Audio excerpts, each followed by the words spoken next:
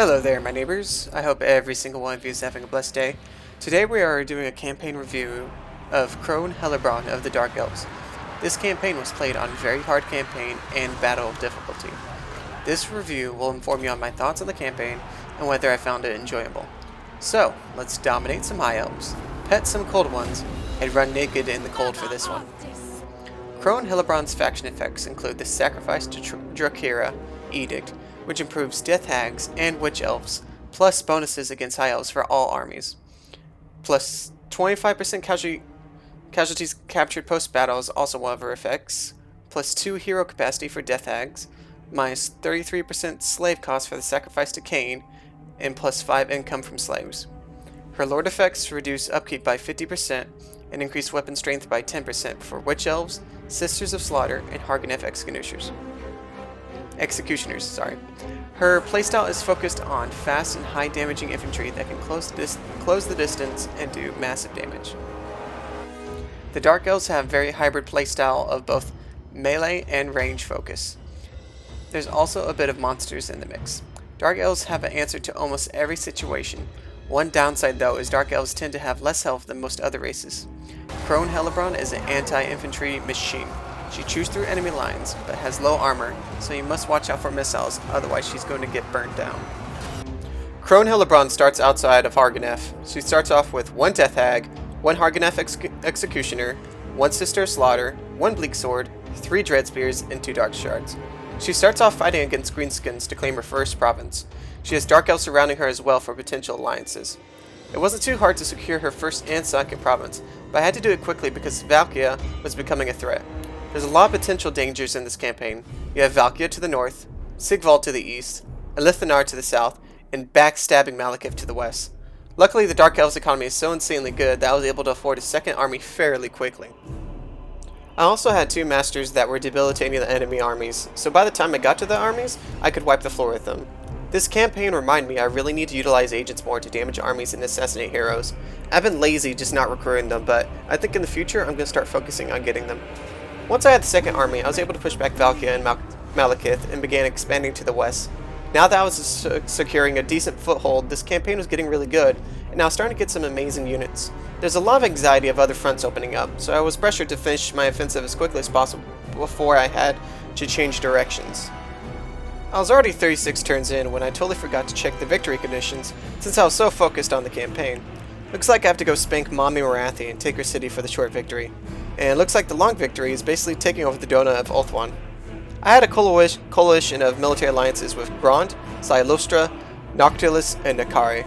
All of us were united by the enemies we hated. It felt very Dark Elfish. Now I had a warm and fuzzy that I could take on fights from multiple directions. I had 2 strong armies, multiple alliances, strong economy, and a 3rd army on the way.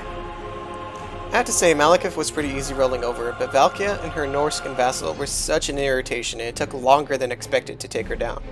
I wanted to make sure she was down quickly so I can clear Grumbrindle, then Elithanar.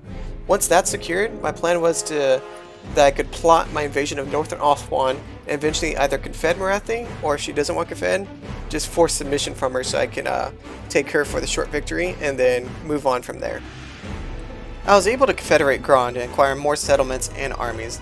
Now I was able to do a final push into Valkyr's territory. I had a non-aggression pact with Grumbrindle to buy me some time before I backstabbed him. So either I'll roll over him, or if he's still not advancing, I can just go after Elithanar and take his territories and then plot my offensive.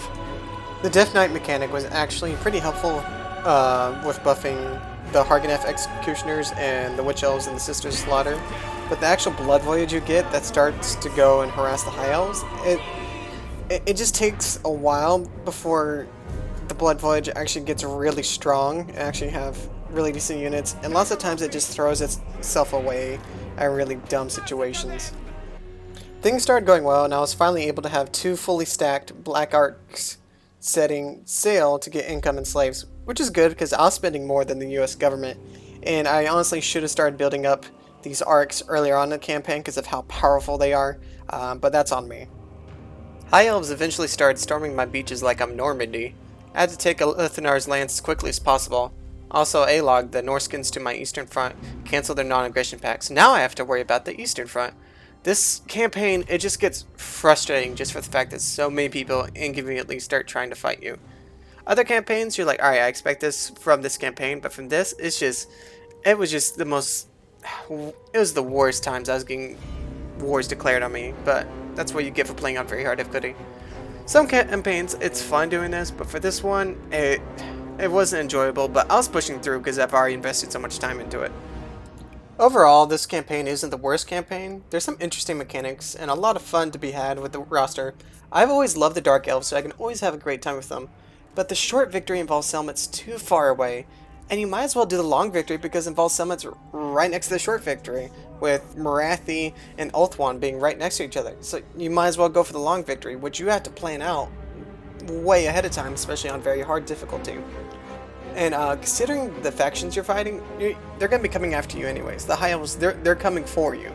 So that's also one thing you have to deal with, is they're coming as a whole order tide on your shores, and you have to fight them off. So, considering everything, I enjoy this campaign, but I am barely recommending it.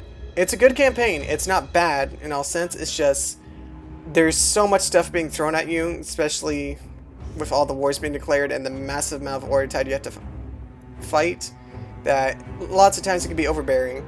If you're the type of person that switches campaigns every 30 to 50 turns, it's most likely this campaign's not for you.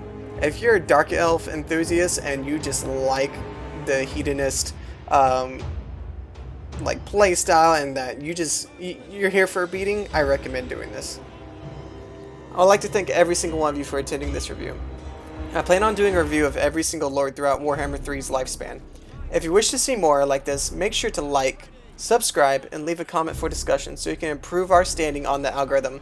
Love each other, and as always, come be my neighbor.